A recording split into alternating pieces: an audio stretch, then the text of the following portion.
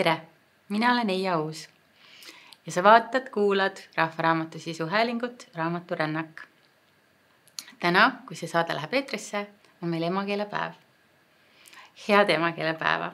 Mul on tõesti nii suur hea meel, et me saame täna siin rääkida eesti keeles ja rääkida eestikeelsetest raamatutest ja meil on saates külas ka eesti kirjanik. Tere tulemast, Jan Kaus. Tervist. Üldse ei kavatsenud seda episoodi siin nagu nii ülevoolev emotsiooniga alustada, aga et sinu jaoks eesti keel ja eesti keeles kirjutamine, et sa ka ju tõlgid, loed teistes keeltes, et mida see sulle tähendab? No ma arvan, et lihtsalt vastates see tähendab kõike enam-vähem, eks. Sest ma usun seda, et meie keelepiirid määravad ära mingil määral või väga suurel määral meie maailma piirid. Et nii palju, kui me suudame maailma keelde tuua või keeles väljendada, nii palju me suudame ka maailma mõista või maailmast rääkida. Nii et minu jaoks on keel möödapääsmatu. Ilma, et ma tahaksin kuidagi vähendada kõiki muid suhtlemise või kommunikatsiooni vahendeid, mitteverbaalseid, pilku ja liigutusi ja riietust ja žeste. Aga kuidagi mulle tundub, et keel on ääretult huvitav. Ja ta on huvitav mingis paradoksaalses mõttes, sest mulle tundub, et siiski kuidagi keel on ka väga piiratud, eks? Et tal on nagu piiratud hulk sõnu. Ma arvan, et ma sain sellest teadlikuks kunagi õrnas eas, kui ma lugesin Jorge Luis Borgese novelle. Seal on üks novell Kõike mäletav Funes ja siis sealt ma sain kätte sellise motiivi, et kui vähe on tegelikult meil maailmas eksisteerivate objektide ja suhete kohta sõnu. Et väga lihtne näide, mida ma olen ikka aeg-ajalt toonud, on see, et kui ma olen näiteks männimetsa, siis mul on kõikide metsas kasvavate mändide kohta kasutada. Üldiselt see liiki tähistav sõna mänd, kuigi iga mänd on unikaalne, nii nagu iga inimene on unikaalne, kordumatu, ainukordne. Ei ole kahte identset organismi, aga meie keeles ei ole piisavalt palju sõnu, et seda adekvaatselt kirjeldada. Ja siis on keeles mingisugused kompensatsioonimehhanismid, nagu näiteks kujundid, metafoorid. Ja seal on tegelikult see võimaluste areaal väga suur. Ma arvan, et see ongi see, mis tegelikult toob sinna keelemängu kirjanduse. Kirjandus tegeleb selle keele poeetikaga, keele väljendusvõimaluste avardamisega ja avarana hoidmisega. Et ma arvan, et selles suhtes kirjanikuna see keele avarana hoidmine või keele avardamine või omaenda keele võimekuse avardamine või omaenda keelelise väljendamise võimaluste avardamine. Et see mulle tundub nagu lõppematu ülesanne. Põhimõtteliselt, kui ma elaks ka Metuusala vanuseks, siis ma arvatavasti Metuusala vanusena ikkagi tegeleksin veel sellega, otsiksin veel mingeid võimalusi kuidagi veel täpsemalt, veel poeetilisemalt maailmast rääkida. Ja see on see mingisugune, ma ei tea, kuidas sinuga, aga see on mingi pooleldi teadvustatud, pooleldi teadvustamatu soov otsida seda täiuslikku lauset. Et ma leian ühel hetkel mingi lause, mis justkui tõmbab siis selle maailma avaruse sinna lause raamidesse. Et see lause on siis nagu see pähkel, kui see maailma olemus sisse surutakse. Aga see libiseb koha keest ära. See libiseb sealt lause seest välja, sest on liiga avar selle lause jaoks alati. Ja see on selline sisofüüslik ülesanne, aga just seetõttu, et ta on sisofüüslik, ei saa ta kunagi otsa ja on seetõttu ääretult põnev ja hoiab kuidagi vaimu pidevalt erksana. Aga on sul olnud sellised hetki, kus sa kirjutad midagi ja siis lööd käega vastu lauda, et yes! Ja, muidugi. Ikka on olnud. Ja siis sellele järgneb see pettumus või kainenemine. Ja me mõlemad tegeleme ka loovkirjutamise õpetamisega, siis mul on paar korda olnud ka loovkirjutamise raames sellist kogemust, et keegi kirjutab minu meelest nagu suurepärase lause, peaaegu et täiuslik lause või selle lause väljaütlemise hetkel või selle lause kõlamise hetkel tundubki ta täiuslik. Nii et ma arvan, et selle täiuslikkuse piiril on alati võimalik jõuda. Aga siis toimub sealt ka see tagasi libisemine, sellepärast, et maailm on lihtsalt keele jaoks nii avar. Aga see hoiabki keelt jällegi elus. Oled sa proovinud mõnes teises keeles ka kirjutada? Ma isegi ei ole proovinud, vaid ma olen kirjutanud, aga mitte nüüd otseselt ilukirjandust. Mulle tundub, et ilukirjanduseks, ütleme, ilukirjandusega on ju nii, et sageli on tunne, et ei oska ka eesti keelt piisavalt. Et ka eesti keel on võõrkeel. Aga ma olen kirjutanud ettekandeid nii inglise kui soome keeles, sõltuvalt siis sellest, et mind on kutsutud kuhugi esinema. Näiteks eelmine aasta ma käisin Miga Valdari seltsi kutsel, siis seltsi aastakoosolekul esinemas ja pidasin siis soomekeelse ettekande Miga Valdarist. Aga üldjoontes jah, ilukirjandust ma ei julgeks küll proovida teistes keeltes kirjutada. Kardan jah, et selleks on mu keele taju, ütleme nende teiste keelte, võõrkeelte taju lihtsalt liiga õhuke. Kuidas sinust sai lugeja? Jah, see on huvitav küsimus. Tähendab, minust sai lugeja arvatavasti siis minu vanemate koduste raamaturiiulite pärast.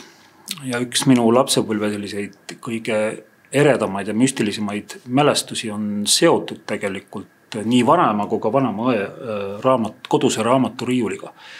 Vanemal oli nimelt raamaturiiulis 5 raamatut ühest sarjast Seiklusjutte maalt ja merelt. 5 raamatut, nende hulka kuulus ikka näiteks Paldenava poisid. Aga tema õel, vanem elas siis Aegvidu raudteejaamas ja tema õde elas Tapal.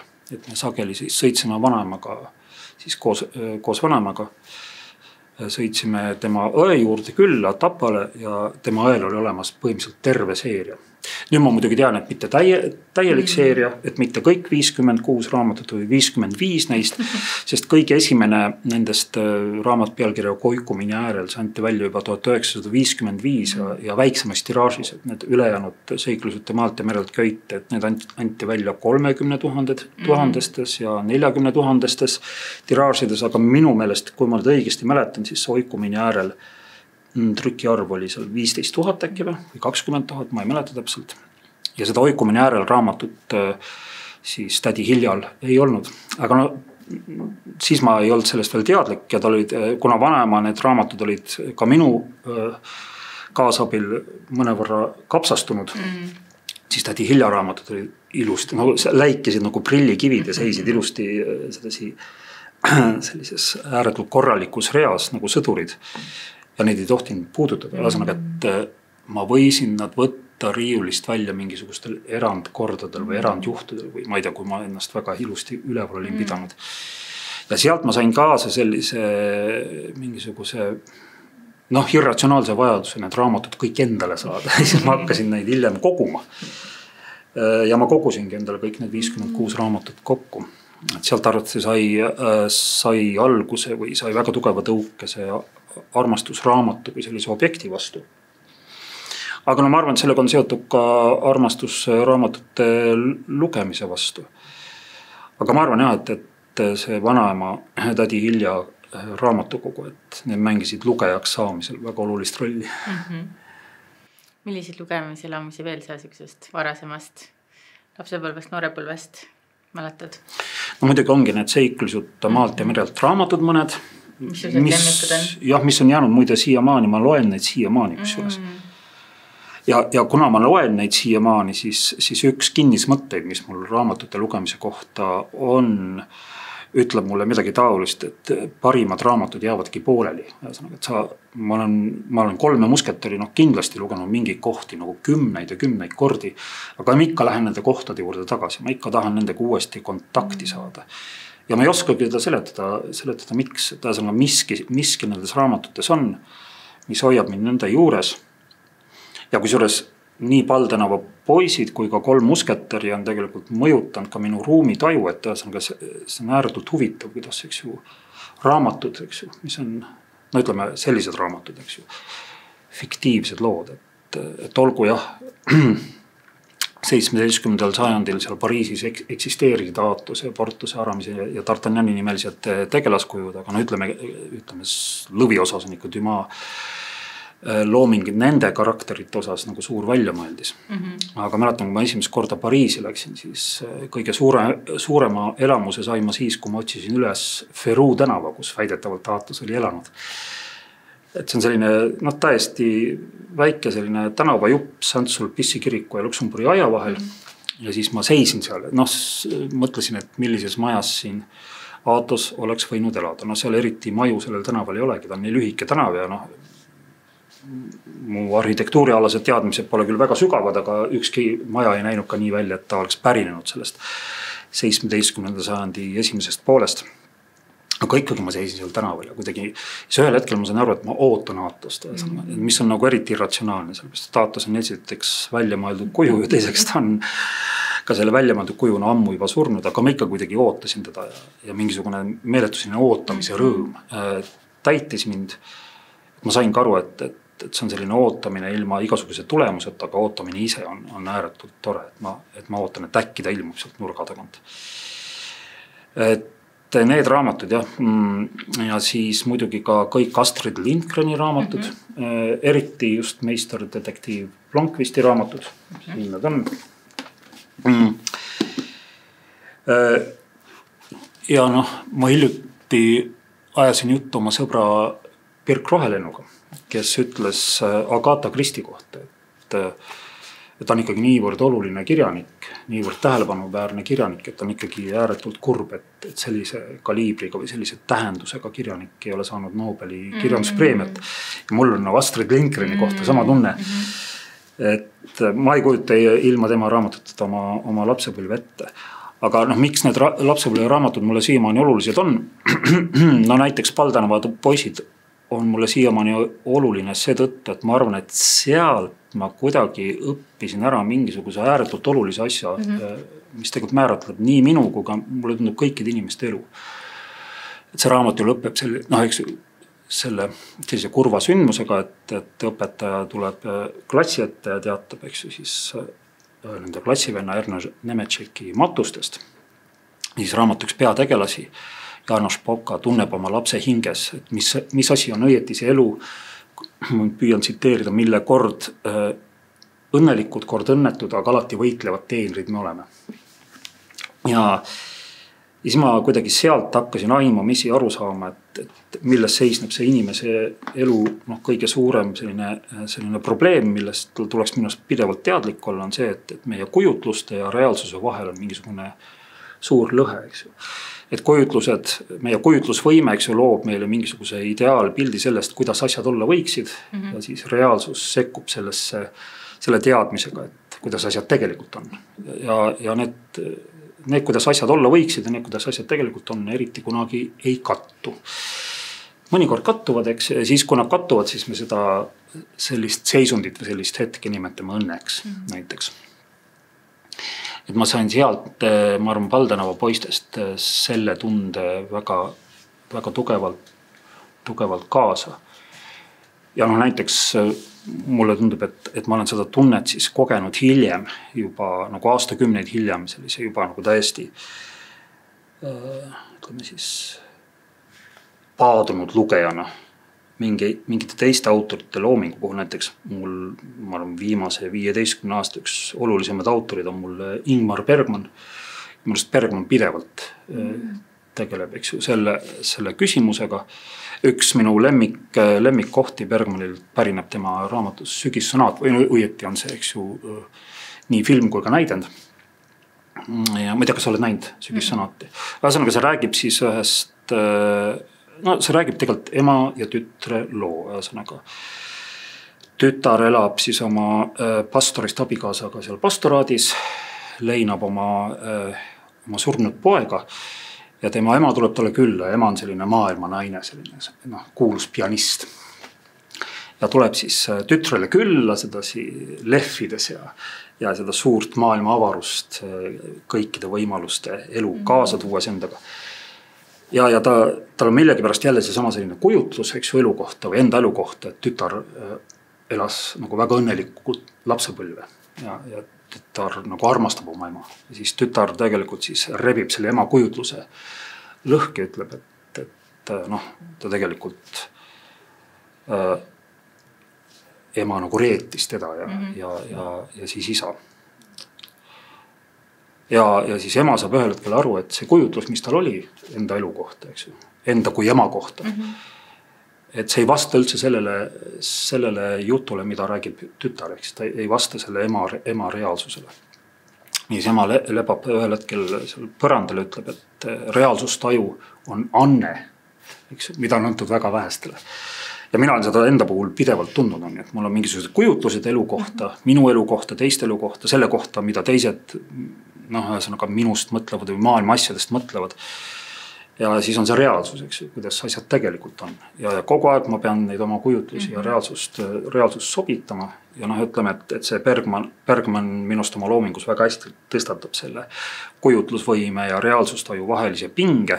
Mõlemad on olulised, eks, et me ei tohi oma seda kujutlusvõimet, oma seda võimet, eks, kujutada ette asju, mis võiksid olla või kujutleda oma elu paremaks. Me ei tohi seda nii-öelda reaalsustajule nii-öelda või reaalsustaju alla matta. Ja samamoodi me ei tohi muuta oma kujutlusi nii-öelda nii suurteks, et nad hakkavad reaalsust varjama. Ja mulle tundub näiteks, et üldse see läänelik romaanikirjandus, mida Milan Kundera on kutsunud Cervantese pärandiks, et see tegeleb ju alates selles samas Cervantese Don Quixotes selle sama kujutlus ja reaalsuse küsimusega, et on mingi nii tugev kujutlus, et see hakkab reaalsust nii-öelda varjama, hakkab reaalsust väänama. Noh, ma ei tea, Gustave Flaubert'i, Madame Bovary ja nii edasi. Aga ma arvan, et see kõik see esimene äratundmine, väga selline intuitiivne ja aimatav äratundmine, mida ma ei osanud 10 aastat sõnastada, tuli tegelikult Paldenova poistest. Ja mis puudutab 3 musketäri, siis ma arvan, et 3 musketäri ja siis Oskar Lutsu Kevade on mõnest sellised raamatud, mille tegelased on nii tugevad, et nii kuidagi selgelt eristuvad, et ma tajun neid nagu päris inimestena. Nii Aatos, Porthos, Aramis, D'Artagnan kui ka ma ei tea, Teele ja Toots ja Tõnisson ja Arno, eks. Ja üks oluline raamat lapsepilvest oli veel Aino Perviku Arabella Mereröövli tütar. See peaks ka siin meil kuskil olema või? Siin jah, just. Ja ma arvan, et see raamat oli minu kui kirjaniku arengus tegelikult ääretult oluline, sest ma arvan, et siit ma sain sellise esimese väga tugeva aimduse, mis asi on karakter, eks, mis asi on hea karakter. Daniel Tina, kes on selline mereröövli laeva kapten, eks ju, Skorpioni julm kapten. Aga kuna tal on tütar Arabella, keda ta armastab, siis selle armastuse kaudu hakkab temas nii-öelda idanema siis mingisugune muutus, mida siis võimendab see mees, kes on siin seljaga kaane peal, Hassan, eks selline hulkur, kes kuidagi õnnetul kombel satub laevale ja siis hakkab jutlustama nagu mereröövlitele täiesti võõrast, seda ideoloogiaks ei saagi nimetada. Ühesõnaga ligimese armastust. Ütleme nii, et Hassan jutlustab mingil moel midagi sellist, ütleme siis evangeelset nendele mereröövlitele. Ja siis selles Perviku raamatus on üks seen, kus vist Arabella on juba ära varastatud, eks ju, raudpatsi mehed on Arabella ära röövinud. Ja Daniel istub siis oma kajutis ja popsutab piipu ja kutsub Hassani rääkimast, tal nagu süda ei anna rahu ja siis ta ütleb Hassanile, et küsib tema käest, et räägi mulle, mis asi on headus. Ja siis see, kuidas Hassan räägib headusest ja siis Daniel Tina popsutab piipu, mõtleb järele, ütleb, et see headus on ikka üks väga raske asi on ju. Ja see, kuidas siis selle teadmise mõjul ta muudab oma käitumist, eks ju, ta tegelikult lõhub ära kogu oma senise elu, eks ju, ta teeb nagu kannapöörde. Ja sellised võimsaid elamusi olen ma pärast saanud, näiteks Tammsaare tööõiguse teisest osast. Ühesõnaga kuskil sellised kohad, kus inimene loobub teise inimese heaolu nimel oma nii-öelda veendumustest ja oma tõdedest. Ja ma arvan, et see on üks suurimaid kinke, mida ma olen saanud ilukirjanduselt. Ma arvan, et Aino Perviku Arabella Mereröövli tütar oli esimene raamat, kus ma sain aimduse selle. Et kui Paldenova poisid lõpevad sellega, et me saame aimduse sellest, et me oleme aeg-ajalt rõõmsad aeg-ajalt, kurvad, aga alati võitlevad eluteenrid, siis sellest raamatust ma hakkasin teada saama seda, et kuidas tuleb võidelda. Mina olen seda raamatut viimase aasta jooksul lugenud mingi 10-12 korda kaanest kaanani, et kuna mul on väike tütar just. Ja lihtsalt minu jaoks on see kuidagi müstiline, et must endast läks tol hetkel see raamat mööda, et ma ei tea, kas nagu ühe vanuse jaoks ta oli võib-olla liiga keeruline ja mingi vanuse jaoks ta tundus jällegist lastekas, sest pildid on ja lihtsalt võib-olla viimase aasta siukene suur õnnistus ongi olnud see, et ma olen selle raamatu leidnud ja esimesest leheküljest, esimesest lausest peale ma ei suuda ära imestada, kui meisterlik see kirjutamine on, kust kõik need teadmised on tulnud, kust et ma olen siin saates, me oleme enne ka sellest rääkinud, et lihtsalt minu jaoks nii võimas raamat, mitte ühtegi kohta ei oleks, kus ma suudaks kinni võtta, et näed, siin on, ma ei tea, kas loogikaviga või siin, ma ei tea, piraadid ei käi nii või mis iganes, ja tõesti see, nagu sa rääkisid, see, kuidas need karakterid on sisse toodud ja mida nad esindavad ja kuidas nad on kõik need nimed seal, et meremõrtsukas. Vapustav, täiesti vapustav. Martsipan. See mees ongi vist Martsipan, kellega Hassan siin võitleb, kui ma nüüd õigesti mäletan. Aga üks raamatud, mida ma siin mõne ajast lugesin ja mis mulle väga meeldis, on tegelikult üks Eesti päritolu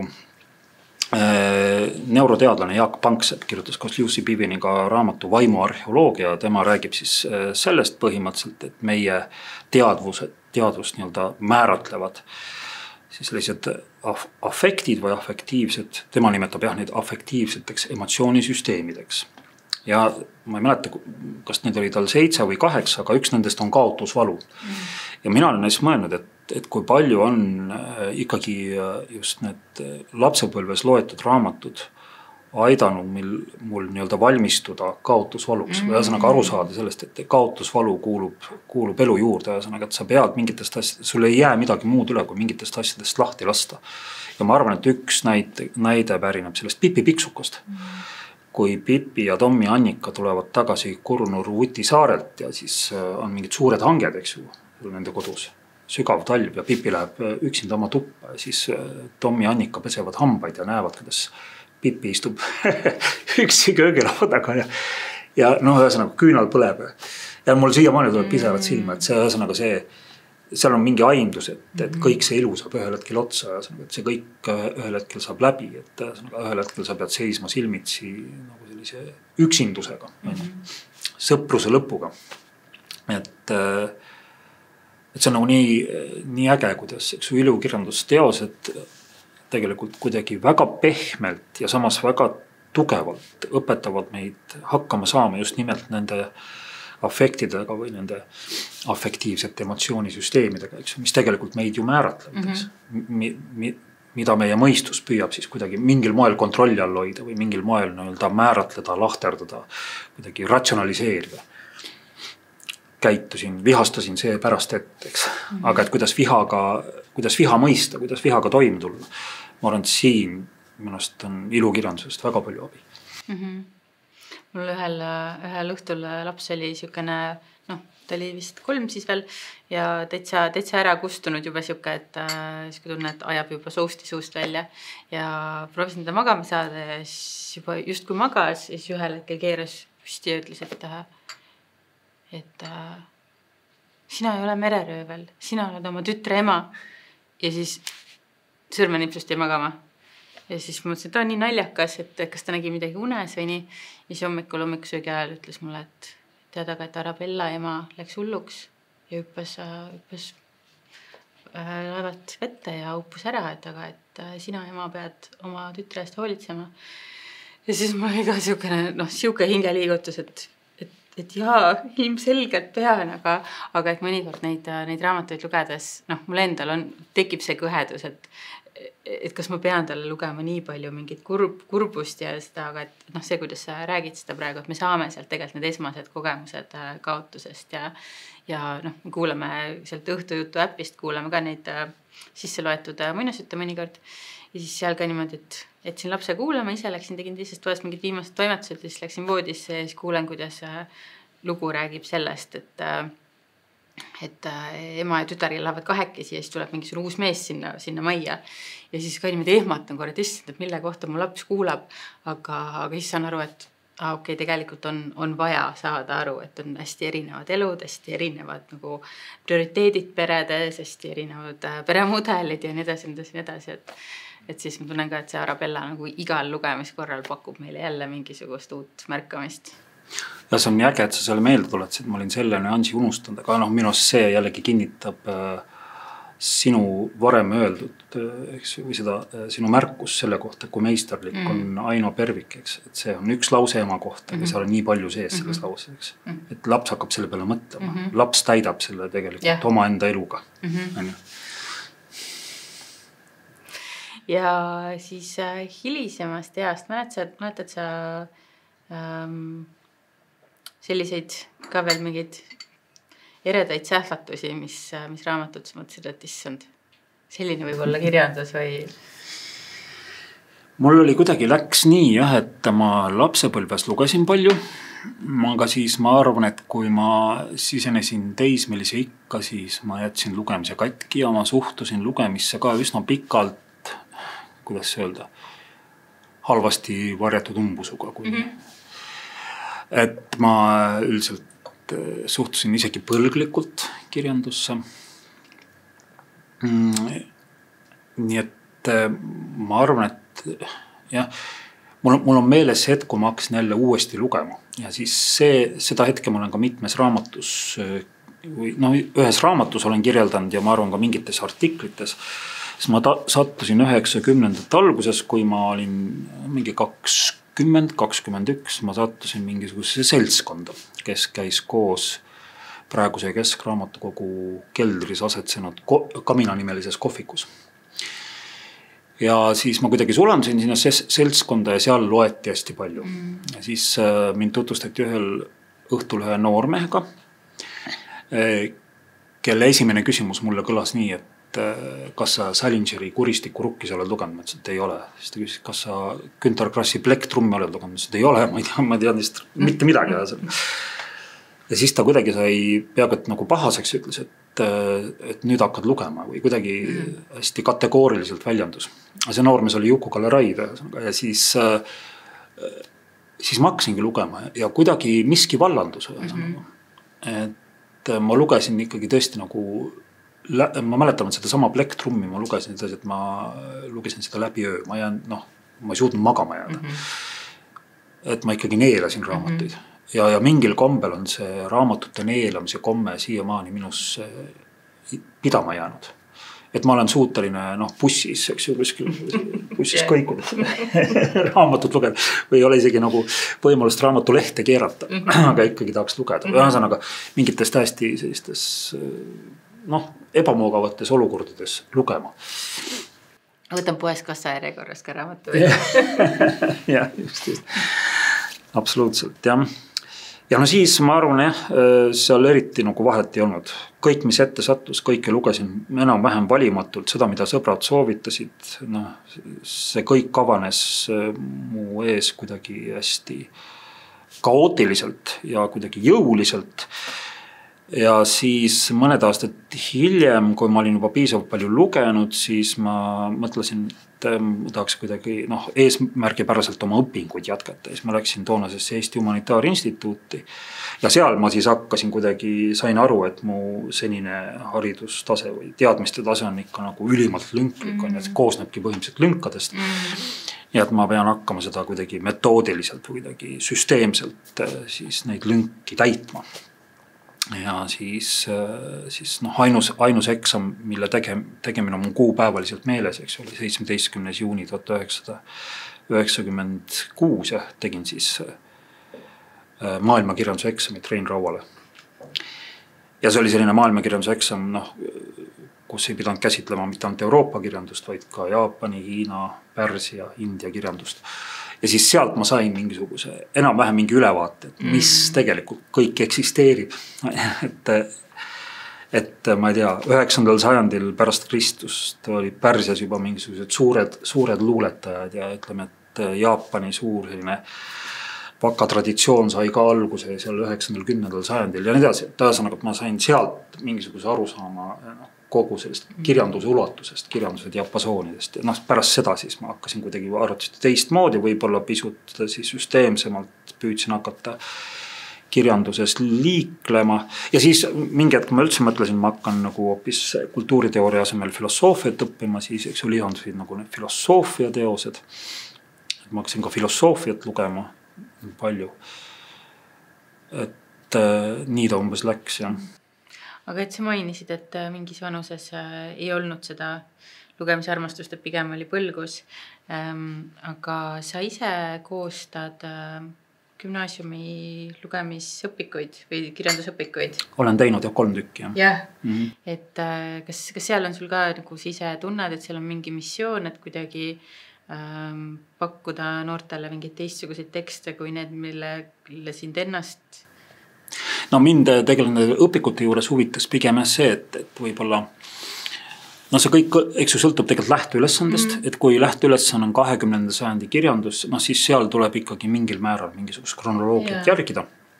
Küll see uuem aja kirjanduse õpiku ma kirjutasin nii, et ma kirjutasin teemakeskselt. Ma võtsin mingid väga olulised teemad ja siis nende teemade kaudu siis liginesin materjalile. Et leidsin mingisuguse teose, mis mingisugust teemat väga hästi puudutab ja näiteks, ma ei tea, postkolonialism on ju, võtsin mingisugused teosed, mis on eesti keeles olemas selle nähtuse kohta ja kirjutasin sellest nähtusest nagu raamatute kaudu. Et see teemakesk, ma püüdsin kuidagi seda teemakeskset käsitlust praktiseerida. Aga üldjoontes jah, kuna ma ise mäletan oma seda sellist ignorantset suhtumist keelde ja kirjandusse enda keskkooli ajast, et siis ma püüdsin ka kuidagi ikkagi mingisuguses leebes võtmes neid gümnaasiumõpikuid koostada, eks ju. Et tegelikult mulle tundub, et üks kirjanduse suuri tugevusi, millele võib-olla väga palju tähelepanu ei pöörata, on see, et kirjandus ju tegelikult haarab enda alla kõiki teisi, ütleme siis näiteks õppeaineid. Et mulle tundub, et kogu seda asja, mida koolis õpetatakse, saaks nagu kirjandusteoste kaudu ka õpetada.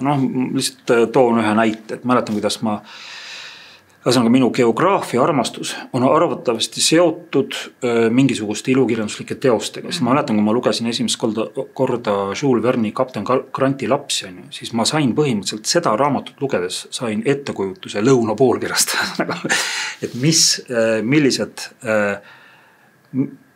milline on, eks ju, see lõuna poolkera siis geograafia, et kui vähe on seal tegelikult, eks ju, maismaad ja kui palju on seal merd ja kõik need üksikud saared või saarestikud seal lõuna poolkeral. Et ma palju hiljem hakkasin neid lihtsalt eraldi uurima, lugesin nende kohta mingisuguseid käsitlusi ja artikleid Kergeleni saarestiku kohta või Tristan da Cunha kohta või ütleme üleüldse see meresõitude ajalugu, eks ju, et kõik need Vaikse ookeani saared, et see on ju väga-väga huvitav kogu see kolonialismi ajalugu Vaiksel ookeanile. Pitcairni saar, eks ju, kuhu siis Fletcher Christian, eks ju, pärast seda Massu Bounty'l põgenes oma meestega, kõik see värk. Et mulle tundub, et seal on tegelikult mingisugune kasutamata potentsiaal veel, eks, et kirjandust võikski õpetada mitte, ütleme, et kirjandus on nii-öelda teiste ainete vahel, vaid et kirjandus on see aine, mis ühendab kõiki teisi ained, eks ju, mille kaudu sa saad tegelikult mingite teiste ainetega väga lähedase kontakti, et kui sa ikkagi loed põnevat raamatut sellest, kuidas mingisugune seltskond hakkab mööda 37. eks ju, lõuna laiuskraadi liikuma, et leida kadunud inimene üles, eks ju. Ma ei tea, ma lugesin esimest korda, sain aru, mis asi on Patagoonia näiteks. Mul ei lähe elu sees enam meelest ära. Kus Patagoonia asub, milline see Patagoonia on ju? Millised on Patagoonia pinnavormid, mis seal kasvab? Et mulle tundub jah, et see ka mingil määral arvatavasti neid õpikute kirjutamist mõjutas. Aga ma olen, kuna tegelikult ma kasutan praegu võimalust ära, et kuna ma sain üleeile teada, et minu gümnaasiumaegne kirjandusõpetaja Liivi Reinert lahkus meie hulgast, et siis tegelikult tema mängib väga olulist rolli tegelikult selles, et minust endast sai ühel hetkel kirjanik, sest see oli, eks ju, veel ju nõukogude aja lõpp, see võis olla mingi aasta 87, 88. Ja tema oli noor õpetaja praeguses Tallinna Ühisgümnaasiumis, mis toona kandis Tallinna 20. keskkooli nime ja siis mina olin selline võimalikest halvim õpilane. Ma mäletan, ma pidin tegema mingi ettekande Hermann Hesse Klaasperli mängust ja siis ma suutsin kuskil 100 lehekülge lugeda ja mõtlesin, et see on ikka täielik hobusune nagu, et mis asi see on. Ja siis mingi klassiõde seletas mulle ära selle ja siis ma kuidagi pluffisin ennast läbi sealt ja hiljem, eks ju, ma olen lugenud teda mitu korda ja mulle on väga meeldinud ja kõik nii.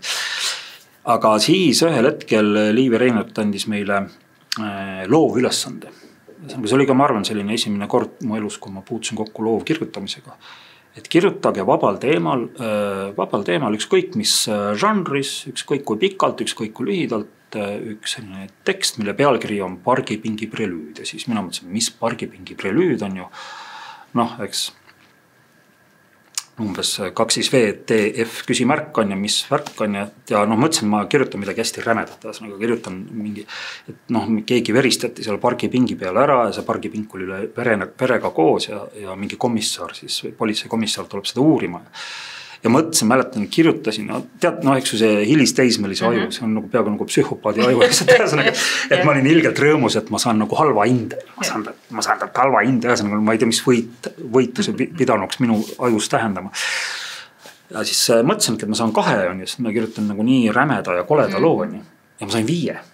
Ma sain 5 ja ta kiitis mind. Ja see tekitas mu peas mingisuguse hästi aeglase, aga järjepideva nihke, mis tegelikult siis ma arvan umbes 15 aastat hiljem kulmineerus sellega, et ma hakkasingi kirjutama, sest keegi ütles mulle, et sul on annet selle peale, eks ju, et ta reageeris täiesti ootamatult vastupidiselt minu ootustele.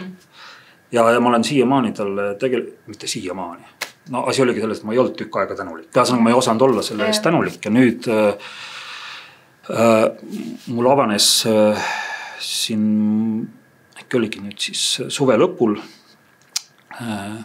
Tallinna Ühisgümnaasium korraldas sellise avaliku sündmuse ja kutsusin mind esinema, siis ma rääkisin selle loo seal ära, avaldasin Liivi Reinertile tänu, ütlesin, et parem hilja kui mitte midagi, et õnneks sai sellest kuulda, nii et ta kirjutas mulle, et ta sai mu tänusõnad kätte. Ja ma olen nagu mõelnud, et ikka mis see õpetaja elu on, eks, et ta peab aplausi ootama sageli, eks ju, 20 aastat. Aga ma arvan, et see oli nagu ka üks ääretult oluline sündmus, eks ju, mis kuidagi lükkas mind paigast ja siis ma hakkasin aegamisi nagu libisema oma sellest teismelise ignorantsusest välja. Aegamisi, aga järjekindlalt enam nagu hakkas mingisugune liikumine, mis tasapisi kiirenes. Aga nüüd ma olen seal nagu päästmatult seal kirjanduse ees. Ma arvangi, et sel hetkel, kui ma Juku-Kallega kokku sain, olin ma juba tegelikult valmis kirjanduseks. Minul on ka keskkoolis just mingid sellised mälestused, et põhikoolis ma lihtsalt olin väga, mulle meeldivad keelereeglid, mulle väga meeldib keelt, kõik käänamised, kõik asjad nagu super tore. Kõik see meeldis ja siis emakeeleõpetaja viis mind olümpiaadidele ja ma mäletan ühel mingisugusel olümpiaadil või mingisugusel etlemiskonkursil või ma ei tea, mis see võis olla, oli ka siukene nagu loovkirjutamise formaat, et anti kätte leht ja kirjuta, ma ei tea, kas hommik või mingi hästi umbmäärane teema. Ja kuidagi ma mäletan, et ma nagu vaatasin seda teemat, võtsin selle pastaka kätte ja järgmised ma ei tea, kui kaua lihtsalt kosmos. Et see, ma ei tea, see flow staadium või see selline, et ma sain ise nii suurest nagu tõesti ajuplahvatuse sellest, et mina võin sõnadega selliseid asju teha. Ma nii täpselt mäletan, ma olin mingisugune 13 ja siis ma kirjeldasin pilvi mingite kassipoegadena ja siis mul endale mingi, vau, ma saan midagi sellist teha. Võrdlus. Ja võrdlus. ja võib-olla teine sarnane kogemus oli ka mingisugune, et eksami seisukorras, et võiks olla hästi nagu ärev, et kas ma saan selle eksami läbi ja nii. Ma ei õppinud siis Eestis keskkoolis, aga ka, et oli aja peale ja mingi suvaline teema ja igas žanris tohtisid kirjutada ja siis mul oli see kinnisidee, et ma pean eksamineerija nutma ajama.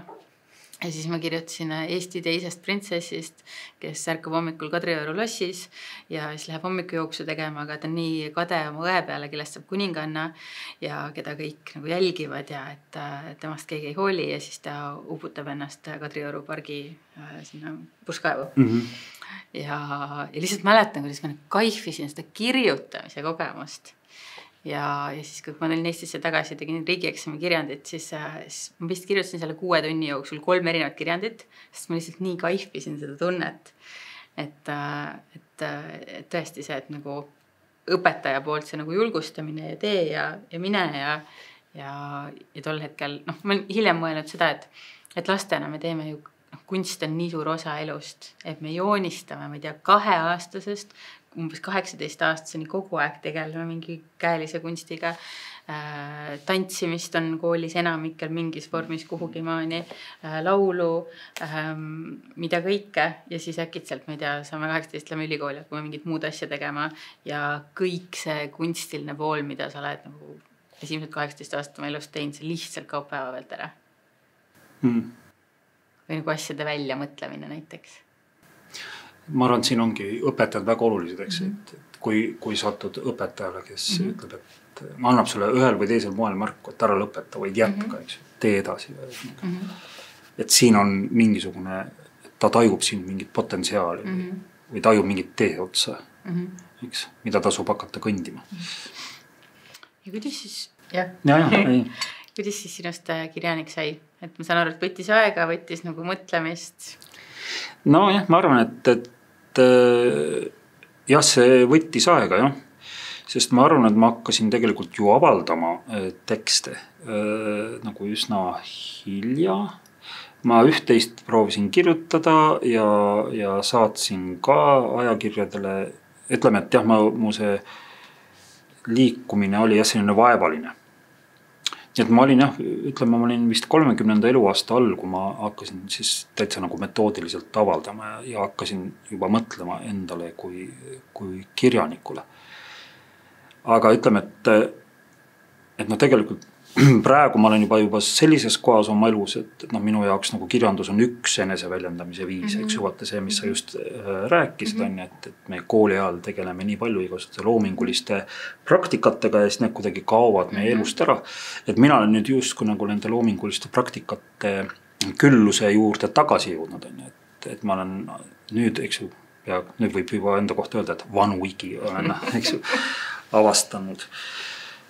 Et loomingulisus on selline suur mõõtmatu vabaduse territoorium, kus saab katsetada igasuguste eneseväljendusvormidega. Ja kirjandus ju ise pakub ju väga palju erinevaid eneseväljenduse võimalusi. Eriti, ütleme, tänapäeval, kus need sellised õige kirjutamise reeglid, ma ei tea, kas need üldse eksisteeribki. Ütleme, eksisteerib puhtalt jällegi nagu keele tasandil, et kui tekst on kirjutatud heas keeles, aga see, kuidas sa seda head keelt lood või millest see sinu hea keel koosneb, seal ei ole mingid reegleid. Aga jah, mul tuli, kui sa rääkisid sellest, kui sa kirjutasid seda lugu ja siis kadusid just kui mingisuguse kosmosse ära, sest mulle tundub, et lugedes juhtub ju sageli see sama. Ja ma olen mõelnud, miks mulle meeldib raamaturiiulite vahel elada. Seal on ka mingisugune, kehtib mingi paradoks, et ühelt poolt ma tajun raamaturiiuleid nagu sellise teise koduseinana, et need päris seinad, eks ju, kaitsevad mind tuule ja lume ja külma eest, aga siis need raamatuseinad kaitsevad mind nii-öelda, ma ei tea, ebaõigluse ja viha ja hirmu eest. Ja mulle meeldib see eriti, kui need raamatud on mul riiulites tihedalt koos, see on mingisugune nagu tihe kaitsemüür, eks ju, maailma ees. Aga samas igas selles raamatus on sees mingisugune põnev lugu, nii et see tihedus koosneb nagu mingisugustest avarustest. Et see raamaturiiul on ühtmoodi, eks ju, ütleme, tihe, eks ju, need füüsilised objektid, raamatud on üksteise külge tihedalt surutud, aga nende sees on nagu lugematu hulk avarusi. Et võtadki mingi hea ulmeka, eks ju, mingi teadusulmelise loo, mis viib sind kosmoses, ma ei tea, 300 valgusaasta kaugusele ja oledki lugedes kusagil mujal. Et see on ka minust üks selline tõeline nõidus, raamatutega seotud nõidus on ju, et nad võtavad vähe ruumi, eks, ääretult vähe ruumi, aga nad pakuvad nagu lõpmatult suure ruumi sulle. Nad tegelikult piirideta ruumi pakuvad sulle. Aga sellest sinu kirjanikuks kasvamise teekonnast, et ma küll ise olen sellest lugenud ühes su raamatus, aga meie vaatajatele ka, et räägi, kust sa alustasid või mis olid need teosed või need teod, mis sinust tekitasid seda teadmist, et nii, ma kirjutan veel ühe raamatu ja et see ongi see teekond, kus ma nüüd kõnnin. Mis raamatus seda lugesid? Siis kui mina pole mina. Okei. Seal ma olen kirjutanud seda. Jaa, noh.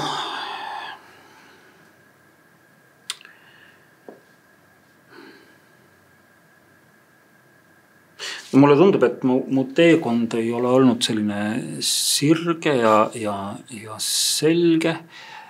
Ütleme, et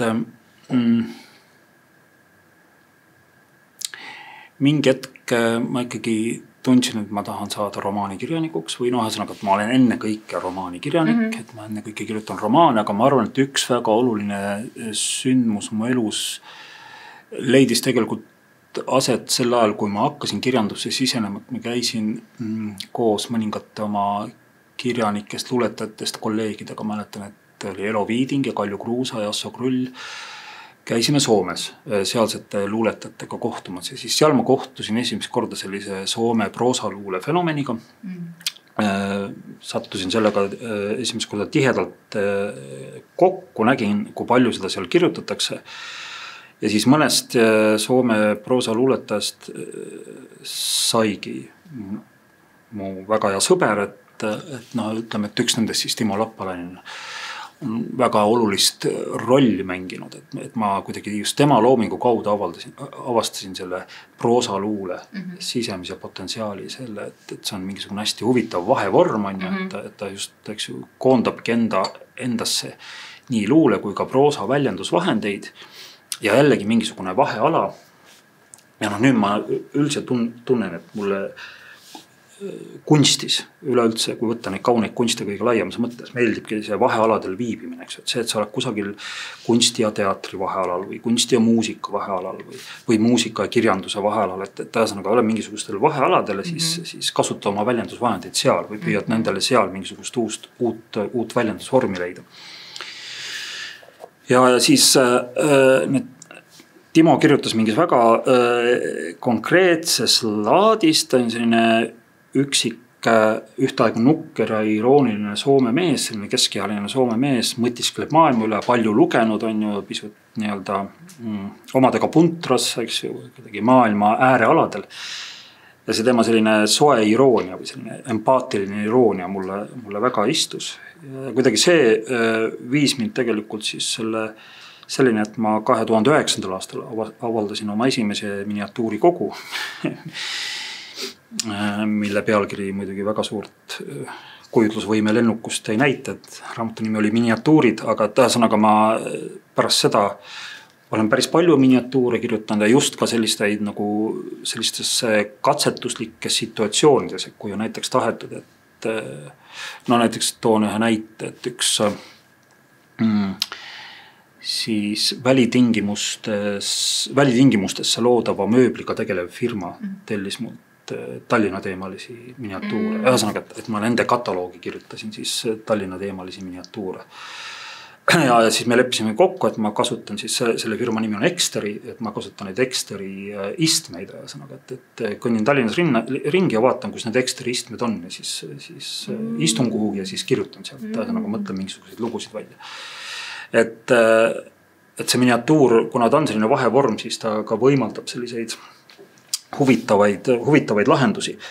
Kusjuures ta veel sobib sellesse meie kiirustavasse aega, eks, et kuna üks miniatuur võib koosneda 10 reast, on ju, et siis teda võib kirjutada sedasi jalutades, et ma jalutan kusagil ringi, mul tekib mingisugune idee, põhimõtteliselt kirjutangi nagu luuletust, aga lihtsalt proosa vormis. Sest ütleme mulle selline tavapärane vabavärss, kas ta nagu ei sobi mulle kõige paremini või ta ei ole minu jaoks nagu piisavalt huvitav või ta ei tule mul lihtsalt piisavalt hästi välja. Et ma ikkagi tunnen, ma olen pigem nagu prosaisti tüüpi kirjanik kui luuletaja tüüpi kirjanik, et seetõttu mulle see proosa luule või miniatuur žanrina väga sobib. Sest romaan on ikkagi selline nagu suur ettevõtmine. Sa pead romaaniks valmistuma, sa pead romaaniks, eks ju. Sa pead ühesõnaga lülitama muu elu romaani kirjutamise ajaks, kui mitte välja, siis ikkagi lükkama ta suures plaanis tahaplaanile. Aga miniatuure saad sa kirjutada kuidagi muude asjade vahelt või muude asjade vahele, nad kuidagi jõuavad sinuni ja mõnikord nad sedasi lähevad enne lendu, kui sa neist kinni jõuad haarata, siis sa jälle haarad kinni ja mõnikord elu ise pakub neid sulle.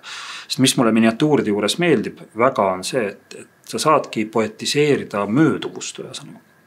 Siis mulle tundub, et elu üks suurimaid paradoksi on see, et ta pidevalt nagu möödub, et ma olen nimetanud olevikku tegelikult, milles me elame, püsivaks mööduvuseks.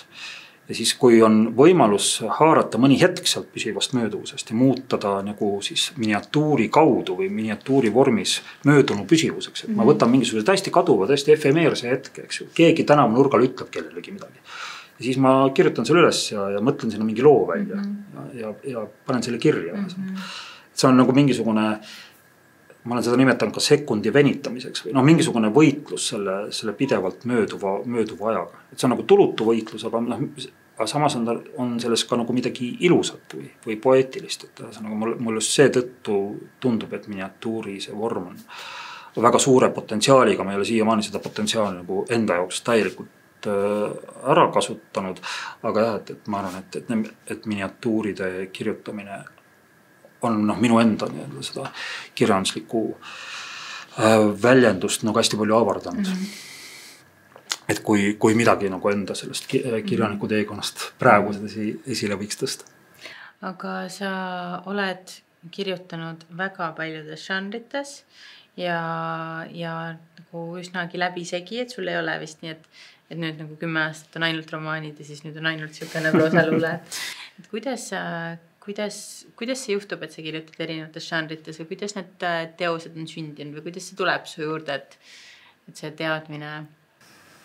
See on hästi huvitav, sellel on väga raske ammendavalt vastata, sest see tegelikult sõltub mingist ajahetkest ka.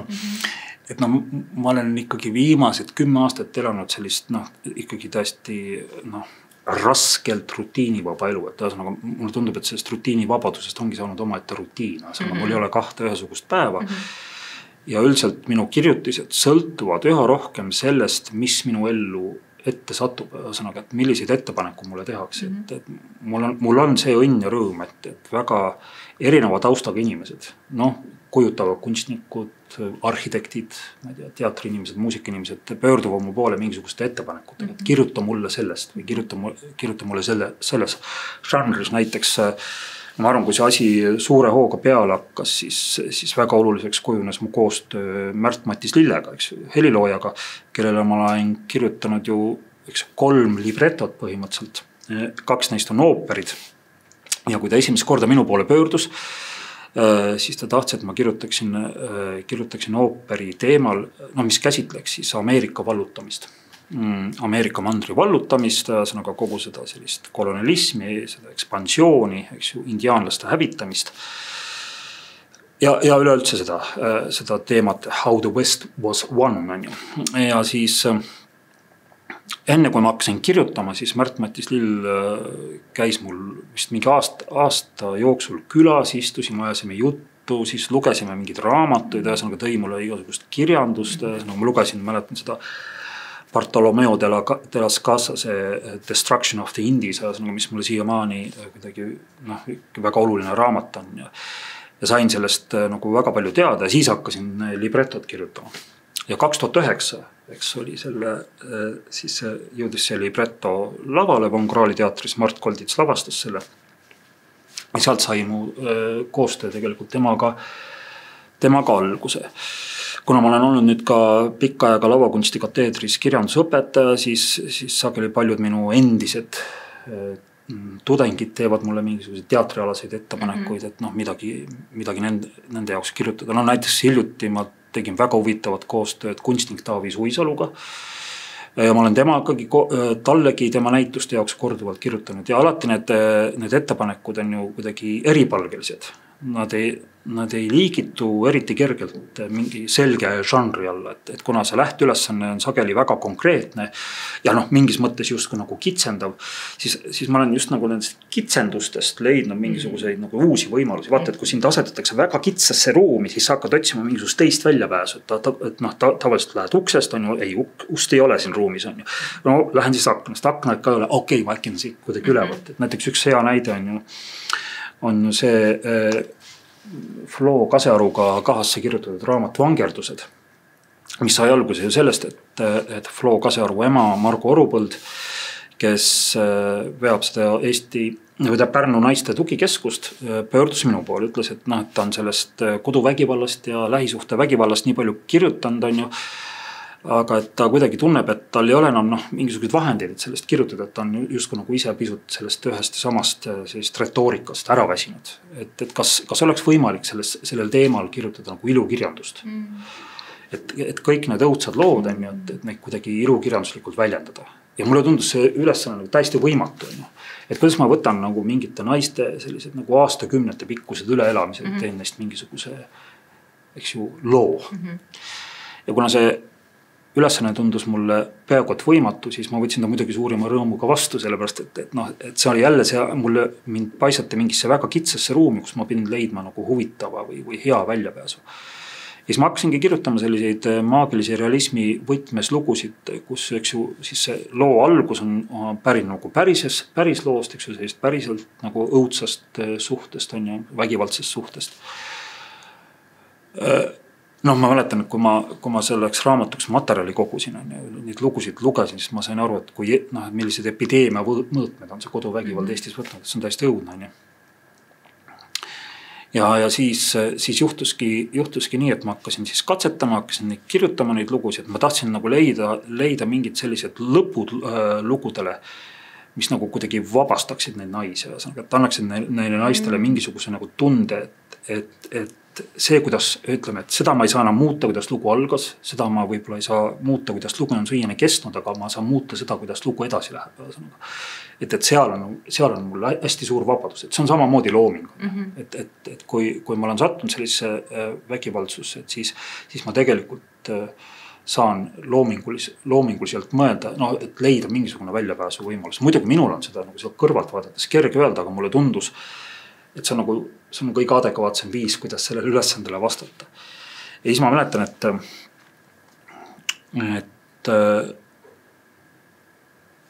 et kui Margo neid seal naistele ette luges esimest korda, siis üks naine kõrvaltoas magas, vist tegi lõunauinakut, siis ta kuidagi poole selle lõunauinuka pealt tarkas üles, siis kuulis ja sai aru, et see on tema lugu, mida jutustatakse, aga kuna see lugu lõppes täiesti ootamatult, ikkagi absurdi võtmes on, siis ta hakkas nagu naerma, ta tundis, et see oli nagu nii vabastav naer. Ja siis sel hetkel, kui ma sain sellest teada, siis ma sain aru, et okei, ma ikkagi ei jooksnud lati alt läbi. Ja ma arvan, et need ongi need sellised asjad, mida ma otsin kunstnikuna, sellised nagu rasked ülesanded, eks ju, mille puhul ma pean pingutama. Et ma otsin seda pingutust on huvitav, pingutus on äge, et ma siis ei uinu, see, mida Nietzsche nimetab rahuloluks piskuga, et ma jään nagu rahuloluks, ma olen siin raamatud, ma olen hästi palju teinud, et ei, ma saan veel liikuda, ma saan veel kuhugi minna, ma saan veel kuidagi ennast väljendada, ma saan veel mingisuguseid väljendusvahendeid leida. Ma arvan näiteks, et siin on olnud hästi oluline see, kui ma hakkasin tegema koostööd džässmuusikutega, enne kõike Mingo Rajandiga, kellega koos me tegime sellise bändi nagu The Three Musketeers, eks ju, mille solist ma olin, eks, et ma olin korraga eksperimentaalse džässbändi solist. Ja mäletan, kui me esimest korda laval astusime Eesti muusikapäevadel, see oli vist aastal 2018, siis ma mäletan, et esinemise ajal ma korraga märkasin või sain aru, et mul on praegu nüüd siin kasutada selline hulk väljendusvahendeid, millest ma ei olnud varem teadlik on. Ja ma mäletan siiamaani seda tunnet, et ma nagu tegin neid asju ja samal ajal vaatasin ennast kuidagi ehmunud kõrvalt, mida sa teed, mis asja sa praegu teed. Selline nagu joovastuse hetk, et sa avastad, et sedasi on ka võimalik ennast väljendada. No täiesti, ütleme, kunstiraamide, selle suure kunstivabaduse territooriumil täiesti legitiimselt. Ei tule kiirabi, ei vii sind ära, eks. Tähesõnaga, sa saad ennast väljendada täiesti nagu afektiivselt, sa saad teha midagi pööraseid asju, mida sa väljaspool lava ei saa teha, eks. Ja tähesõnaga, sellised asjad mulle nagu meeldivad. Tähesõnaga, ma olen kuidagi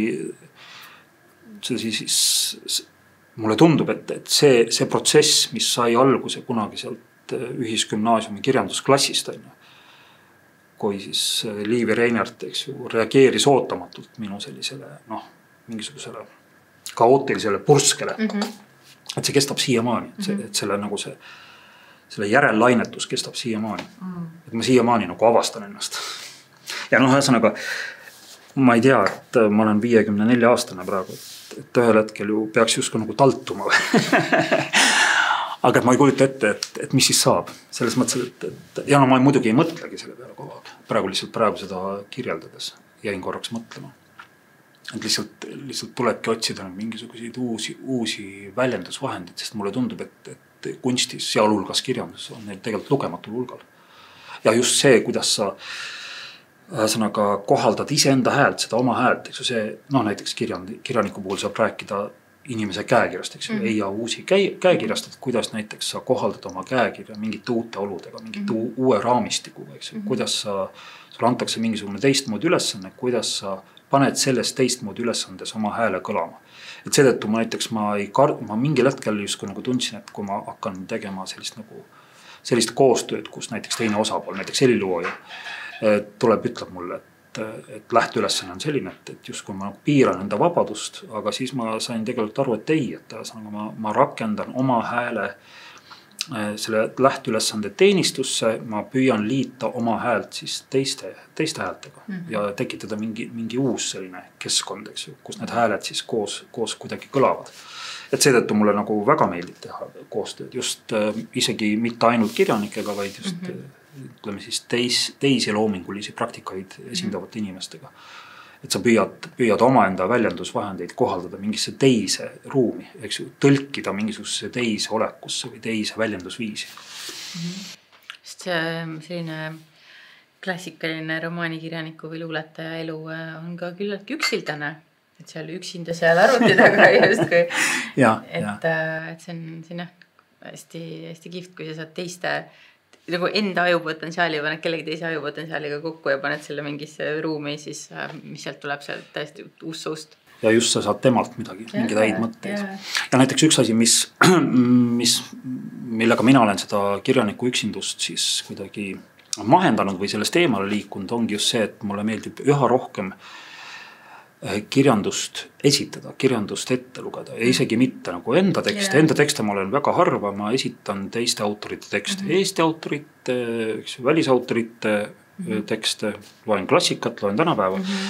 Et mulle see kirjandus elav tõlgendamine, mulle tundub, seal on ka veel mingisugune väga suur potentsiaal, mida ma ei ole nagu täiel määral kasutanud, sest mulle tundub näiteks, et selles samas muusikas, klassikalises muusikas interpreteerimine kuidagi tundub nagu nii loomulik ja see kuulub asja juurde, eks ju. Ta on heliloojad, on interpreedid.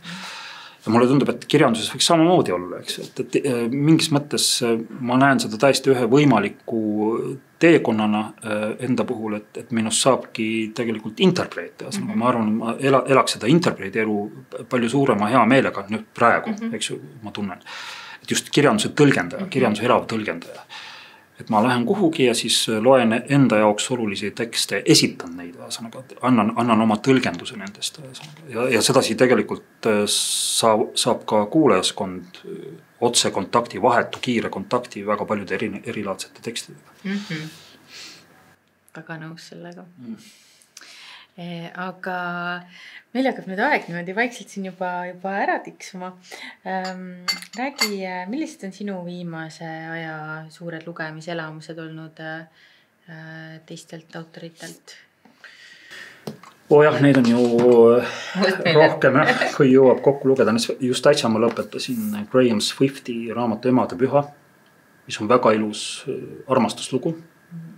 ta on tegelikult ka mingis mõttes liigitub sellise, kus ütelda siis,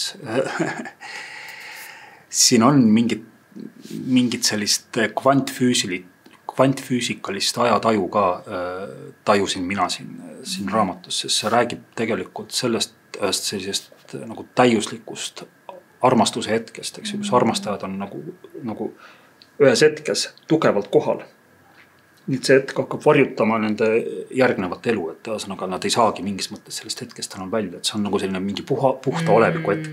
Vaat selline tunne, et aeg ei liigu, eks, et kõik on nagu paigas, kõik on täiuslik. No võib-olla see sama hetk, et kus kujutluste reaalsuse vahelist lõhe enam ei ole või ta ei häiri nii palju. Ja siis kuidas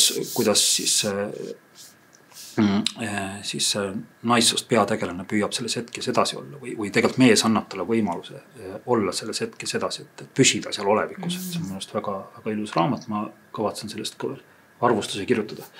Aga kui minna kvantfüüsika juurde, siis jah, ma arvan, et see on minu viimase aasta üks suurimaid lugemiselamusi, John D. Barrow raamat Uued kõiksuse teooriad ja minust, miks ta mulle meeldib, miks ta mulle tundub huvitav on see tõttu, et minu meelest ta ääretult veenvalt võtab kokku inimelu paradoksi.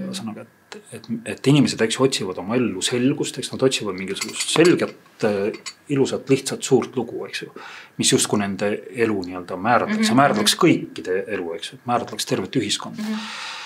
Aga iga lugu lähtub sellest konkreetsest inimesest, tema unikaalsusest ja tegelikult, eks ju, tulemuseks on see, et see unikaalsuse või selline, ütleme siis, universaalsuse taotlus väljendub lihtsalt ühe loona mitmete teiste lugude hulgas. Et iga see lihtsuse igatsus või suurendab mitmekesisust.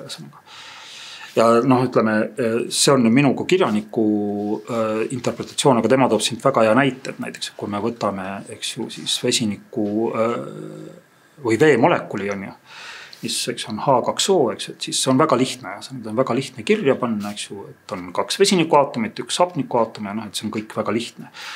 Aga sellesse lihtsusse ei ole sisse kirjutatud seda, et vesi võib väljenduda näiteks, ma ei tea, Niagara joana või liustikuna või lumehelvestena. Et ühesõnaga, et see kõik see mitmekesisus, mis mingitest seadustest ja reeglitest väljendub, et see on tegelikult haaramatu ja ammendamatu.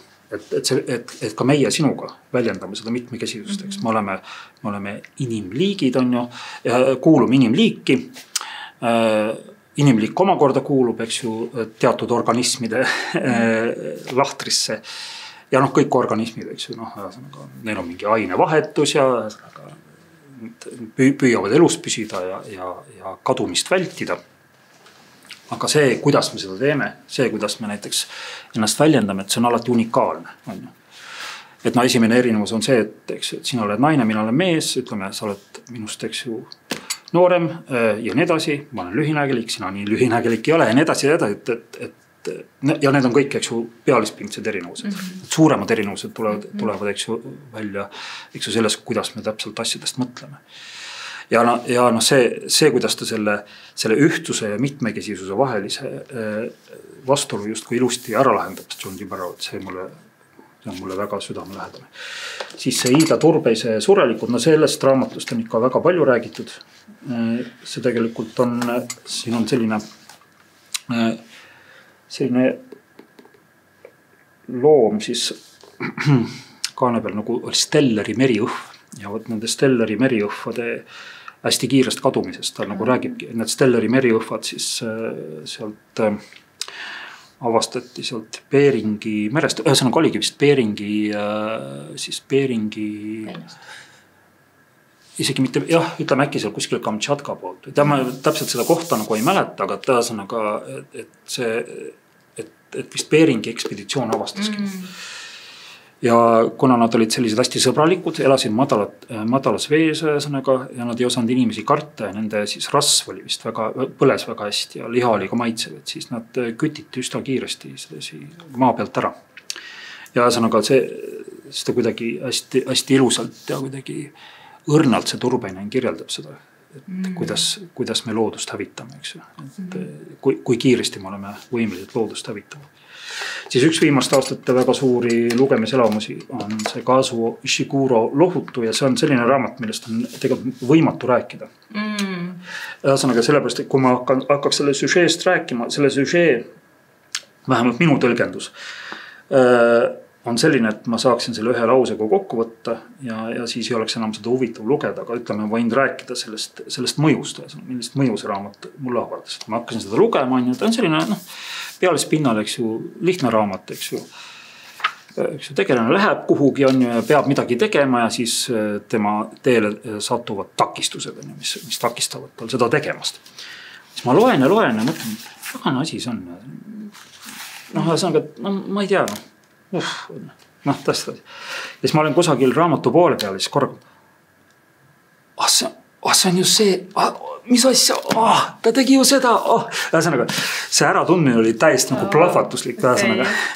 Ja mu vaimustus püsib siiamaani. Ta teeb ühe väga lihtsa asja, ta võtab nagu kaks nagu elu põhiosist ja lihtsalt asetab nad ümber.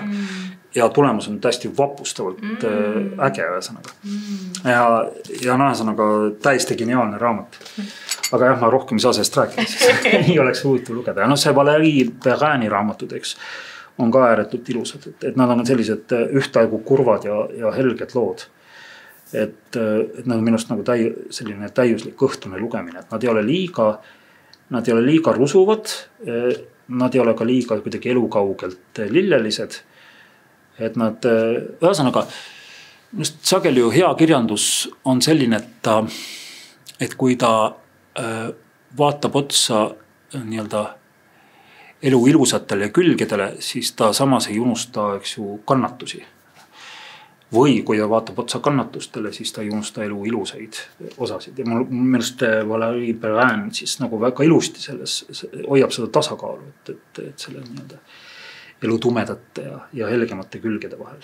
Et kui see on kuidagi selline, ma olen seda mõelnud kuidagi nii, et kirjandus on õpetanud mulle kahte asja, kahte moodi kannatust. Üks on see, et elus tuleb kannatusi ette, aga ta on õpetanud ka see kannatust kannatlikkuse mõttes on ju. Et meil tuleb õppida nende kannatustega hakkama saama.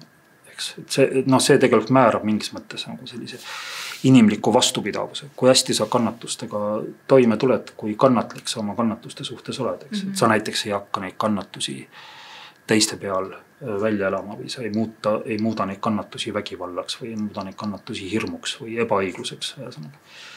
Et sa saad nende kannatustega hakkama.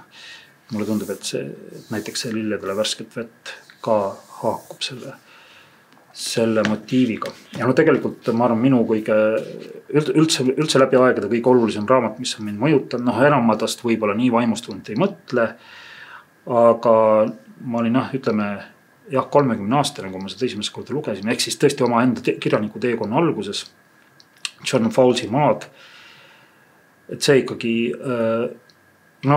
muutis mu elu väga, väga tugevalt. Ja huvitav on see, et just see sama trükk, kirjastuses Varrak on sellest antud mitu versiooni välja. See on selline üsna hiline trükk. Henno Rajandi suurepärases tõlkes. Eks ju vist esimest korda ilmus 1997 ja see trükk on praegu siis 2024 välja antud. Ja siis Varrak tellis minult siia väikse tagakaane teksti. Ja ühesõnaga, see on üsna tähelepandamatu, eks ju lause tagakaane. Aga ma mäletan, et kui nad mulle selle tellisid, siis mul oli selline tunne, nagu ma arvan sõjaväelasel, kui ta edutatakse, eks ju, et ta saab nagu, ma ei tea, edutatakse, ma nii hästi neid seda kategooriaid ei tea, aga ühesõnaga leitnandist saab major, mingit selline tunne oli. Aga miks ta mulle oluline on see, et meenast see on üks kõige paremaid armastusest kirjutatud raamatuid ja ma arvan, et sellest raamatust ma õppisin ära, mis asi armastus tegelikult õieti on ju. Et ta ei ole lihtsalt tunne, vaid ta on ka praktika. Et ta ei ole lihtsalt mingisuguse tunde rahuldamine, vaid ta on ka selle tunde nimel, eks ju, tegutsemine. Et ühesõnaga, et armastus on mingisugune vastutustundlik tegevus, ühesõnaga tegelikult. Et armastus tuleb nii-öelda harjutada ja praktiseerida. Ta ei ole lihtsalt mingi selline asi, mis sul lihtsalt peos püsib. Et kui sa teda ei hoia, kui sa ei õpi ennast temale allutama, ühesõnaga, siis ta kaob sul käest, sest inimene armastab alati kedagi teist. Ja see teine on teistsugune. Ja sa ei saa armastada teistsugust inimest ilma, et sa ei õpiks armastama tema teistsugusust, seda, et ta ei ole täpselt identne sinuga. Ja siin raamatu lõpus ongi siis selline müstilised read, on ladina keeles kirjutatud. Siin omistatakse need värsid Catullusele, aga tegelikult ma olen selle asja uurinud ja ütleme, et need read siis pärinevad sellisest hilis Rooma ajast pärinevast siis anonüümsest siis luuletusest, mille autorluses ei olda kindlad. Selle poeemi nimi on Per Vigilium Veneris ehk siis Veenuse valve ja need read siis, eks ju, korduvad seal luuletuses, need on sedasi, et homme maitske esmakordset, homme tuntud armastust ja ühesõnaga see mõte on siis see, et see, kes täna ei armastanud, armastagu homme ja see, kes täna armastagu homme edasi. Et armastus tuleb iga päev õppida või on see mõte, nii olen mina seda tõlgendanud. Ja mäletan, kui ma lugesin millalgi Ludmila Ulitska ja suurepärast romaani Daniel Stein tõlkja, siis seal oli selline väljend nagu armastuse avardamine. Ma olengi aru saanud, et armastust maksabki avaldada just siis, kui sellega kaasneb armastuse avardamine. Et armastuse avaldamine peaks tähendama ühtlasi armastuse avardamist, et sa avardad oma armastust. Ja see Julia Kristeva on oma suurepärases raamatus Võõrad ise endale öelnud, et erinevused armastusest tuleb andeks anda, mitte kustutada. Et just see, et sa armastad teistsugusust. Et ma arvan, et see tegelikult õpetas mind elama. Otseselt välja see raamat. Ja paljud raamatud on õpetanud mind elama. Aga ma arvan, võib-olla see kõige rohkem siis. Ma nüüd sinu enda loomingust ei olegi saanud siit piisavalt rääkida, nii et ma arvan, et ma pean su teinekord jälle saatesse kutsuma ja põhjalikumalt rääkima. Mul on väga hea meel, et sa kutsusid. Aitäh, aga äkki sa räägid siit võib-olla nendest pealmisest kahest, mida praegu ka poodidest üldse saada on, et imelik peegel ja vaade.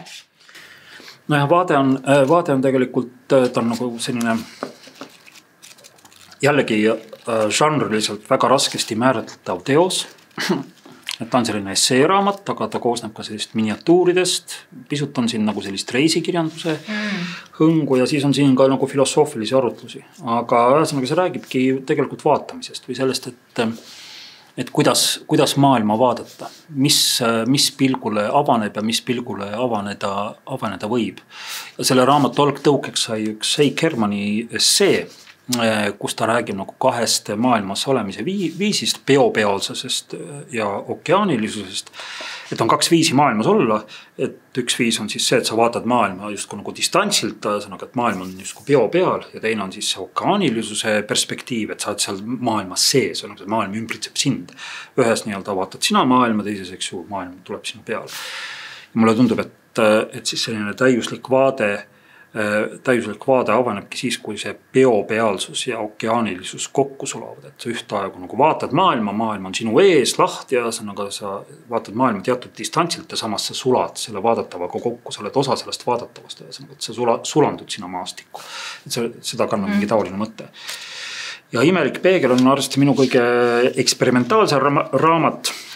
See on jäänud enam-vähem täielikult varju, aga ma ei ole üldse, ütleme, kurb selle üle, sest ma tahtsingi, ma olen kusagil öelnud, et ma tahtsingi õppida, kuidas mängida džässi kirjandusega või ühesõnaga, kuidas mängida džässi sõnadega. Ühesõnaga, see on selline mingisugune nagu džässi mängimine. Sõnade, lugude, motiividega ja samas ma püüdsin kokku tuua siis sellise nagu kunst muinasjutu väljendusvahendid ja siis teoreetilise füüsika, millega ma olen ka ju väga palju tegelenud viimastel aastatel ja ja kogu see selline kvantfüüsika ja bioloogia suured avastused viimastel aastakümnetel, eks ju, mis on tegelikult minu maailmataju nagu pöörduliselt muutnud, et ma kuidagi mõtlesin, et kas seda saab nagu tõlkida kunstikeelde, kas neid reaalteaduste ja loodusteaduste avastusi annab tõlkida kunstikeelde. Ja see on siis see katsetus, see tõlkekatsetus. ja no mingis mõttes see raamat tekitas mul sellise tunde, et mis kestab siiamaani, et ma olen nagu kirjanikuna, ütleme siis ennast nagu ammendanud või et taas nagu ja no muidugi ma tajun seda tõesti, et see ei pruugi kesta nii, eks. Aasta aja pärast ma võin juba teisiti mõelda, aga ma sain midagi nagu väga olulist endal hinge pealt ära ja noh, sellise katse-eksituse meetodil, sellise eksperimendina ja noh, eksperimendina ma ei oska siiamaani öelda, kas ta õnnestus või mitte. Võib-olla siis, ma ei tea, 10 aasta pärast oskan paremini öelda. Aga noh, katsetust ennast ma ei kahetse. Suurepärane. Aitäh sulle tulemast. Suur tänu kutsumast teie. Ja teile kõigile ilusat emakeelepäeva, ilusaid päevi, 365 päeva aastas, emakeele kasutamist, emakeele nautimist, selle kõige võimaluste ja väga avarate väljendusviiside degusteerimist ja ilusaid lugemiselamusi. Kohtume 2 nädala pärast.